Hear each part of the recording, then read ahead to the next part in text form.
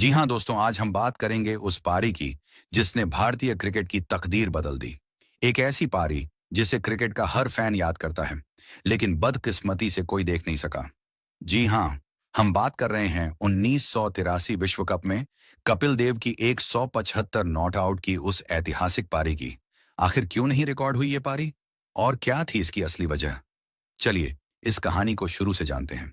18 जून 1983 टर्नब्रिज Wales का मैदान और सामने जिम्बाब्वे की वो टीम जो इसी वर्ल्ड कप में भारत से एक मैच हार चुकी थी और बदले की आग में कुछ भी कर गुजरने को तैयार थी। बता दूं कि यह आज की लोअर क्लास जिम्बाब्वे टीम नहीं थी, बल्कि यह 80 के दशक की वो जिम्बाब्वे थी जिसके खूंखार गेंदबाज इतने घातक हुआ करते थे कि यह बड़ी से बड़ी बैटिंग लाइनअप को पावर प्ले में ही खा जाते थे। मैच शुरू होता है और टॉस के लिए सिक्का उछाला जाता है। कपिल देव टॉस जीतकर पहले बैटिंग करने का निर्णय लेते हैं और कपिल देव यह जानने के बावजूद भी बैटिंग का फैसला लेते हैं कि इस पिच पर पहले बैटिंग करना मानो मौत को न्योता देने जैसा है। हालांकि इसके पीछे एक बड़ी वजह थी और वो यह कि भारत इस वर्ल्ड कप में अपने शुरुआती दो मैच बैक टू बैक जीत चुका था, लेकिन अगले दो मैच भारत इतनी बुरी तरह से हारा था कि अखबारों की हेडलाइंस समेत पूरी दुनिया भारत की जीत को तुक्का मान रही थी, क्योंकि इंडियन टीम इस वर्ल्ड कप से पहले टूर्नामेंट में सिर्फ और सिर्फ एक ही मैच जीती थी, और वह भी ईस्ट अफ्रीका जैसी लोअर क्लास टीम से लगातार दो मैच हारने के बाद। अब यह मैच इंडिया के लिए ड्यू और डाई का मैच बन चुका था। यानी कि अगर सेमीफाइनल की रेस में बने रहना है तो मैच किसी भी हालत में जीतना होगा। हालांकि सिर्फ मैच जीतना भारत के लिए काफी नहीं था इंडिया को। यह मैच अच्छे खासे रन रेट से भी जीतना था, क्योंकि ऑस्ट्रेलिया भी पॉइंट्स के मामले में इंडिया के बराबर खड़ा था और उसका रन रेट इंडिया से बेहतर था। रन रेट बेहतर करने के लिए जरूरी था कि इंडिया पहले बैटिंग करें और जबरदस्त बैटिंग करते हुए 300 रन बना डाले और इसके बाद एक बड़े मार्जिन से मैच भी जीते। यही वजह थी कि कपिल देव ने टॉस जीतकर मजबूरी में पहले बैटिंग चुनी। खैर, पारी की शुरुआत होती है और भारत की तरफ से ओपनिंग के लिए लिटिल मास्टर सुनील गावस्कर और उनके साथ श्रीकांत मैदान पे आते हैं। इन दोनों ओपनर्स के ग्राउंड पर आने से पहले ही कपिल देव ने इनसे बोल दिया था कि जाओ और ऐसा खेल खेलो कि मुझे मैदान पर आने की जरूरत ही ना पड़े। और इतना कहकर कपिल देव नहाने के लिए चले जाते हैं। पहले ही ओवर से टर्न ब्रिजवेल्स की यह पिच अपना खूंखार रूप दिखाना स्टार्ट कर देती है और पीटर रोशन के पहले ही ओवर में सुनील गावस्कर बिना खाता खोले अपना विकेट गंवा देते हैं और 0 रन बनाकर पेविलियन लौट जाते हैं। इसके बाद श्रीकांत भी इस जानलेवा बॉलिंग अटैक को ज्यादा देर तक नहीं खेल पाते और बिना खाता खोले केविन करन का शिकार बन जाते हैं। और इस तरह भारत के दोनों ओपनर्स बिना रन बनाए आउट हो चुके थे। स्कोर बोर्ड पर 0 रन 2 विकेट देखकर जिम्बाब्वे खुशी का जश्न मना रहा था। अब इसके बाद बल्लेबाजी करने आए मोहिंदर अमरनाथ, जो इस बॉलिंग अटैक को झेलने के लिए एडी चोटी का जोर लगा देते हैं, महज 5 रन बनाकर आउट हो जाते और अब स्कोर बोर्ड पर 5 रन पर 3 विकेट गिर चुके हैं। भारत का यह कोलैप्स देखकर ड्रेसिंग रूम में बैठे बलविंदर सिंह कपिल देव का गेट खटखटाने लगते हैं, लेकिन कपिल देव अभी भी अपनी मस्ती में मस्त होकर नहा रहे थे। कपिल ने सोचा कि शायद उनकी बारी देर से आएगी, इसलिए वह नहाने चले गए। लेकिन हमारे खिलाड़ी इतनी जल्दी जल्दी आउट हुए कि मैंने अपने आप को यशपाल शर्मा के साथ क्रीज पर पाया और 12वें खिलाड़ी सुनील वाल्सन दौड़कर हमारे पास क्रीज पर आकर बोले कि कपिल अभी भी वॉशरूम में नहा रहा है। कम से कम इतनी देर तक तो खेल जाओ कि कपिल देव बैटिंग के लिए वॉशरूम से बाहर आ जाएं। हालांकि संदीप पटेल की लाख कोशिशों के बाद भी वह जिम्बाब्वे पेसर को फेस नहीं कर पाए और तभी अगले ही पल में उन्होंने जिम्बाब्वे की रफ्तार के सामने दम तोड़ दिया। भारत का टॉप ऑर्डर पूरी तरह से तबाह हो चुका था। टीम का स्कोर अभी सिर्फ 9 रन तक ही पहुंच पाया था और भारत के 4 विकेट हाथ से जा चुके थे। जिम्बाब्वे के खिलाड़ी भारत के इस मातम को देखकर जश्न मना रहे थे और बीच मैदान पर मौत का नंगा नाच कर रहे थे। वहीं जिम्बाब्वे के फैंस तो इस जश्न में इतने पागल हो चुके थे कि स्टेडियम में बैठे बैठे ही शराब की बोतलें खोलने लग गए थे। इस वक्त स्टेडियम में बैठे इंडियन फैंस भगवान से दुआ मांग रहे थे कि कैसे भी करके इंडिया 100 रनों तक पहुंच जाए और पूरे देश की नाक कटने से बच जाए, क्योंकि आलम यह था कि अब 50 रन तक पहुंचना भी इम्पॉसिबल सा लग रहा था। जैसे जैसे इंडिया के विकेट गिर रहे थे, वैसे वैसे बलविंदर सिंह उतनी ही तेजी के साथ गेट खटखटा रहे थे। लेकिन जैसे ही कपिल देव गेट खोलते हैं तो उनकी नजर ड्रेसिंग रूम पर बैठे उन सभी खिलाड़ियों पर पड़ती है जो नम आंखों के साथ अपना मुंह लटकाकर बैठे हुए थे, तभी कपिल देव ने उनसे टीम का स्कोर पूछा और उन सभी प्लेयर्स में से किसी की भी हिम्मत नहीं हुई कि वह कपिल देव को टीम का स्कोर बता सके। तभी टीम के मैनेजर मान सिंह उंगलियों के इशारों से कपिल को बता देते हैं कि टीम के 4 विकेट जा चुके हैं और अभी सिर्फ और सिर्फ 9 रन बने हैं। इतना सुनते ही कपिल देव जल्दी जल्दी कपड़े पहनते हैं और पैड और ग्लव्स लेकर मैदान की ओर निकल पड़ते हैं। लेकिन जैसे ही कपिल देव मैदान पर पहुंचते हैं और वहां जाकर क्राउड का नजारा देखते हैं तो उनकी आंखें आंसुओं से भर जाती हैं। वह देख रहे थे कि किस तरह भारतीय फैंस का सपना टूट चुका था। हर भारतीय फैन यह मान चुका था कि इंडिया वर्ल्ड कप से बाहर हो चुकी है। भारत की इज्जत का सरेआम मजाक बनाया जा रहा था। लेकिन भारत का यह कप्तान यह मातम देखकर थोड़ा सा भी नहीं घबराया और उसने ठान ली कि यूं तो अब हम नहीं हारेंगे। इस तरह कायरों की तरह हम देश की इज्जत नहीं डूबने देंगे। इसके बाद कपिल देव क्रीज पर उतरते हैं और यशपाल शर्मा को समझाते हैं कि तुम्हें बस क्रीज पर बने रहना है। तुम्हें रन बनाने की कोई जरूरत नहीं है। तुम अपना विकेट बचाकर रखो, बाकी सब मैं देख लूंगा। कपिल देव के आने के बाद भारतीय खेमे में उम्मीद की हल्की आस अभी भी बाकी थी। स्टेडियम में मौजूद हर इंडियन बस यही दुआ मांग रहा था कि कैसे भी करके इंडिया 100 रनों तक पहुंच जाए और बची हुई थोड़ी बहुत इज्जत बच जाए, क्योंकि अब मैच तो कहीं से भी इंडिया के पाले में नहीं बचा था। हालांकि जैसे तैसे थोड़ी साझेदारी बनती हुई नजर आई। तभी यशपाल शर्मा भी पीटर रोशन की गेंद पर कीपर को कैच थमा बैठे। इस वक्त इंडिया का स्कोर महज 17 रन था और 17 रन के स्कोर पर भारत अपने 5 टॉप ऑर्डर बैट्समैन गवा चुका था। लेकिन इस वर्ल्ड कप में वेस्ट इंडीज जैसी अजय टीम को हराने के बाद फैंस ने इंडियन टीम पर भरोसा जताया था। हालांकि उस भरोसे पर इंडियन बैट्समैन पूरी तरह से पानी फेर चुके थे, लेकिन कपिल देव अभी भी क्रीज पर खड़े थे और उनको उस दिन मानो कुछ और ही मंजूर था। इसके बाद बैटिंग करने के लिए रजर बिन्नी आते हैं और रजर बिन्नी से भी कपिल देव का वही कहना था जो उन्होंने यशपाल शर्मा से कहा था कि आपको सिर्फ अपने विकेट को बचाना है। पूरा देश अब हार मान चुका था और अब लड़ाई बस अपनी इज्जत बचाने की थी। लेकिन भारत का वो कप्तान अब भी इस हारी हुई बाजी में जीत की राह खोज रहा था। 5 विकेट गिरने के बाद कपिल देव पारी को धीरे धीरे आगे बढ़ा रहे थे। वहीं रजर बिन्नी भी जिम्बाब्वे की रफ्तार भरी गेंदों को अच्छे तरीके से खेल रहे थे। कपिल देव और रजर बिन्नी के बीच 60 रनों की साझेदारी हो जाती है और तभी रजर बिन्नी भी जिम्बाब्वे के सामने घुटने टेक देते हैं। अब भारत 76 के स्कोर पर अपना 6ठा विकेट भी गवा देता है। इंडिया 78 के स्कोर पर अपना 7वां विकेट भी खो देता है। और जो फैंस 300 का सपना देख रहे थे वो अब यही दुआ मांग रहे थे कि कैसे भी करके भारत 101 रनों तक पहुंच जाए। लेकिन क्रीज पर मौजूद भारत का कप्तान अभी भी एक ऐसा स्कोर देख रहा था जिसके बारे में जिम्बाब्वे ने सपने में भी नहीं सोचा था। वक्त और हालात भारत की हार का जनाजा सजा चुके थे, लेकिन यह तो अभी कहानी का पहला पन्ना था। पूरी की पूरी कहानी तो अभी बाकी थी। रवि शास्त्री के बाद मैदान पे आते हैं। मदन लाल मदन क्रीज पर खोटा गाड़कर टिक जाते हैं और कपिल से कहते हैं कि आप अपना असली खेल खेलिए। लंच टाइम तक कपिल देव अपनी हाफ सेंचुरी बना चुके थे, लेकिन इन 50 रनों में उन्होंने एक भी बाउंड्री नहीं लगाई थी।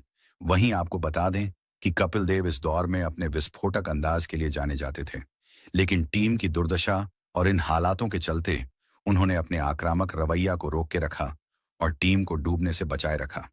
कपिल देव क्रीज पर खड़ा होकर अपने आप से कह रहा था कि तुम्हें आखिरी ओवर तक खेलना है, और तभी मदन लाल ने मुझसे आकर कहा कि मैं एक छोर संभालता हूं। आप रन बनाइए। 35वें ओवर के बाद जब लंच हुआ तो भारत का स्कोर था 7 विकेट पर 106 रन और मैं 50 रनों पर खेल रहा था। जब लंच टाइम में कपिल देव ड्रेसिंग रूम पहुंचे तो उन्होंने पाया कि इंडिया का कोई भी प्लेयर उनसे नजरें नहीं मिला पा रहा था, क्योंकि सभी प्लेयर अपनी इस तरह की घटिया परफॉर्मेंस से शर्मसार थे। उस दिन मैंने लंच में कुछ नहीं खाया और 2 गिलास संतरे का जूस पीकर ही वापस खेलने के लिए पहुंच गया। लंच के बाद कपिल देव अपना स्वाभाविक खेल खेलने लग जाते हैं और अपना विस्फोटक अंदाज शुरू कर देते हैं। विकेट भले ही इंडिया के पास ज्यादा नहीं बचे थे, लेकिन कपिल देव अब अपना डोमिनेंस जिम्बाब्वे को दिखाने लगते हैं और जिम्बाब्वे के हर एक गेंदबाज को इस तरह मारते हैं जिसे देखकर एक बार फिर से मैदान में इंडिया इंडिया के नारे गूंजने लगते हैं। भारत का यह कप्तान अब एक करिश्माई पारी की शुरुआत कर चुका था और जिस खिलाड़ी ने शुरुआती 50 रनों तक एक भी बाउंड्री नहीं लगाई थी, अब उसी खिलाड़ी को बिना बाउंड्री के कुछ सूझ ही नहीं रहा था। कपिल देव उस दिन मैदान पर ऐसा तांडव दिखाने लगते हैं जिसे देख किसी भी शख्स को अपनी आंखों पर भरोसा नहीं हो रहा था। उस मैदान में बैठे दर्शक इतिहास की सबसे बड़ी पारी का गवाह बन रहे थे। हालांकि गावस्कर, श्रीकांत, अमरनाथ, यशपाल और संदीप पाटिल अभी भी ड्रेसिंग रूम के कोने में मुंह छुपाए बैठे हुए थे, क्योंकि वह अपनी परफॉर्मेंस से इतने शर्मिंदा थे कि वह बाहर निकलकर मैच भी नहीं देख पा रहे थे। किसी की भी इतनी हिम्मत नहीं थी कि हम ऊपर जाकर मैच देख सकें। करीब 20 मिनट बाद हमें दर्शकों का शोर सुनाई देने लगा, और इसके बाद हर 5 मिनट पर शोर बढ़ता ही जा रहा था, जिसे सुन हमें भी यही लग रहा था कि शायद एक विकेट और गिर गया। लेकिन जब कुछ देर बाद शोर बढ़ता ही जा रहा था, तब हमें एहसास हुआ कि शायद कपिल देव ने अब लाठीचार्ज शुरू कर दिया है। लेकिन अभी भी यकीनन हमें कुछ भी मालूम नहीं था। और इसके बाद श्रीकांत ने सबसे पहले ऊपर जाने का फैसला किया, और इसके बाद एक के बाद एक सभी प्लेयर्स मैच देखने के लिए ऊपर पहुंच गए। लेकिन इसके बाद हमने मैदान पर जो करिश्मा देखा, वो किसी चमत्कार से कम नहीं था।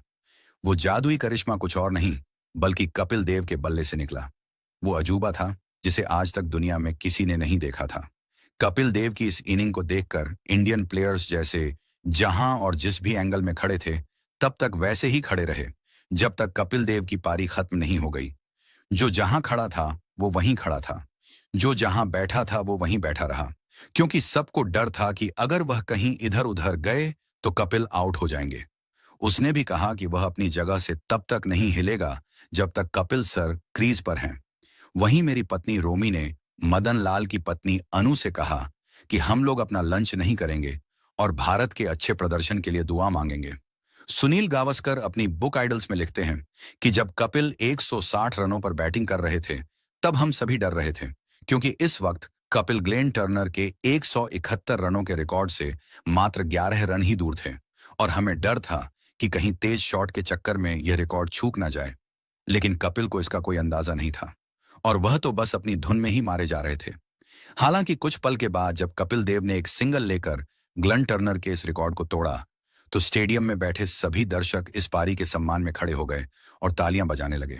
वहीं भारत के खिलाड़ी भी इस रिकॉर्ड के टूटने के बाद अपनी जगह से उठकर इतिहास की सबसे बड़ी पारी का अभिवादन करने लगे।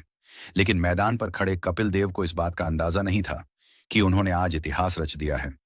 जब सिंगल लेने के बाद मैदान पर इतना शोर सुनाई पड़ा, तो कपिल और सैयद किरमानी की समझ में कुछ नहीं आया। और इस दौरान कपिल देव किरमानी से कहते हैं कि जब मैंने बड़े बड़े छक्का भी मारे, तब भी इतना शोर नहीं सुनाई पड़ा। लेकिन एक सिंगल ने ऐसा क्या कर दिया कि क्राउड का शोर सातवें आसमान को छूने लग रहा है। तभी कपिल देव और किरमानी अंपायर के पास जाते हैं और अंपायर से शोर की वजह पूछते हैं, और तभी अंपायर ने बताया कि you have broken the record of highest runs in cricket history. इसके बाद कपिल को पता चला कि उन्होंने यह रिकॉर्ड तोड़कर एक नया इतिहास रच दिया है, और तब कपिल देव ने अपना बल्ला उठाकर इस मोमेंट को सेलिब्रेट किया। इस तरह कपिल देव एक 175 रन बनाकर नॉट आउट वापस आते हैं, और भारत ने 60 ओवर्स में 266 रन बोर्ड पर टांग दिए थे।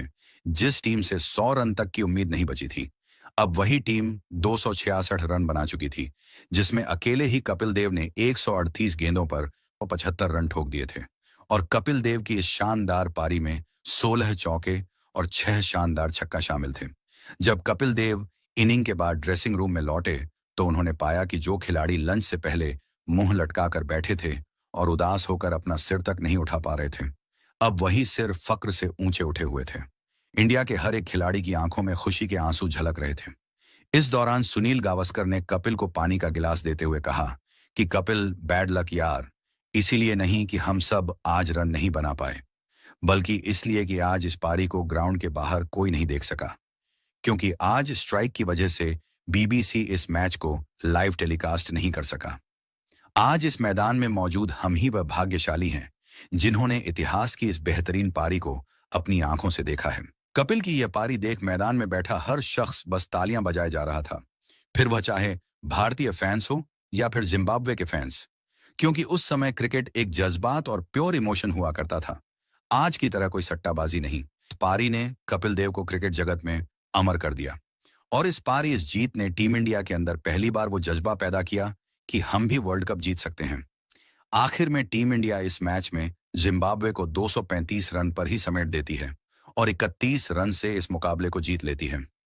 असल मायने में यह जीत कपिल देव ने जिम्बाब्वे के जबड़े से छीनी थी, क्योंकि इस मैच में एक पल ऐसा भी आया था जब पूरी दुनिया यह मान चुकी थी कि इंडिया यह मैच हार चुका है और वर्ल्ड कप की रेस से बाहर हो चुका है।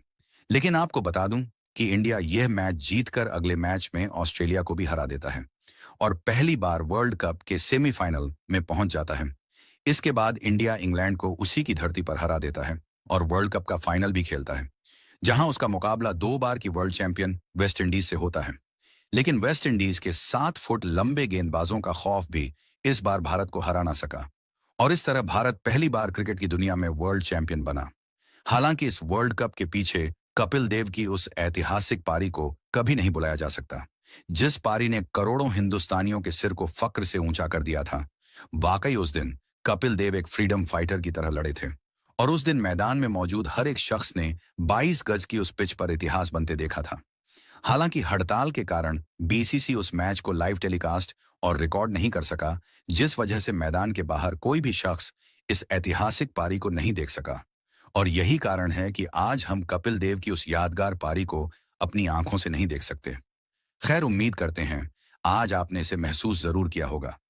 आप कपिल देव की इस पारी को 10 में से कितने नंबर देना चाहेंगे, कमेंट में जरूर बताना। और आपके हिसाब से वनडे क्रिकेट इतिहास की सबसे बेहतरीन पारी कौन सी है, यह भी हमें जरूर बताना। तो दोस्तों, ये थी कपिल देव की उस अनमोल पारी की कहानी, जिसने भारतीय क्रिकेट को नई ऊंचाइयों पर पहुंचाया। आपको क्या लगता है, अगर ये पारी रिकॉर्ड हुई होती तो क्रिकेट की दुनिया में इसका क्या असर होता? कमेंट में जरूर बताएं। और हाँ, ऐसे ही रोचक क्रिकेट किस्सों के लिए हमारे चैनल को सब्सक्राइब करें, लाइक करें और बेल आइकन दबाना न भूलें। मिलते हैं अगले वीडियो में, तब तक जय हिंद।